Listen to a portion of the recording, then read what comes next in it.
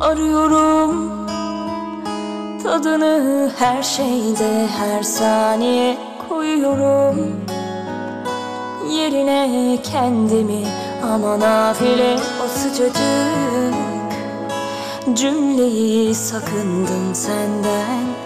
Halbuki başka ne istedin benden?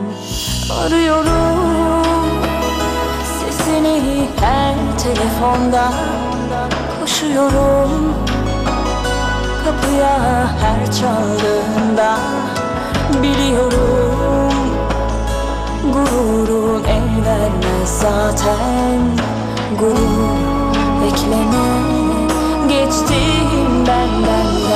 Söylenmemiş unutulan sözler bizi pişman etmiş.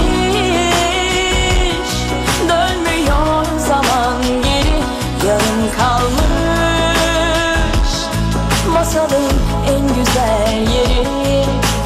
Dön artık, dön bana geri. Şimdi bilsen ne kadar özledim seni. Değil artık geç kalan sözlerimi kaybetmekmiş. Susmanın bedeli.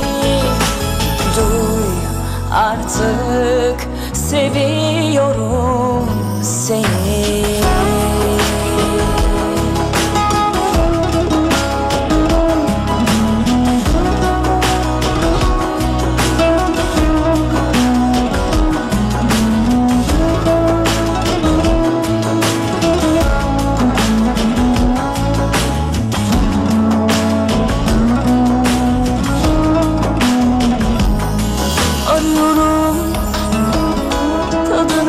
Her şeyde, her saniye koyuyorum yerine kendimi.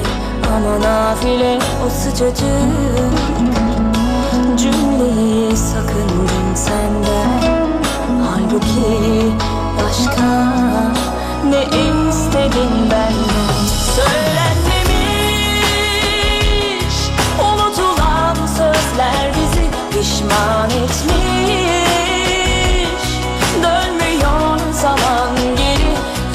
Kalmış masalın en güzel yeri. Dön artık, dön bana geri. Şimdi bilsen ne kadar özledim seni. Değil artık geç kalan sözlerimi kaybetmekmiş. Susmadım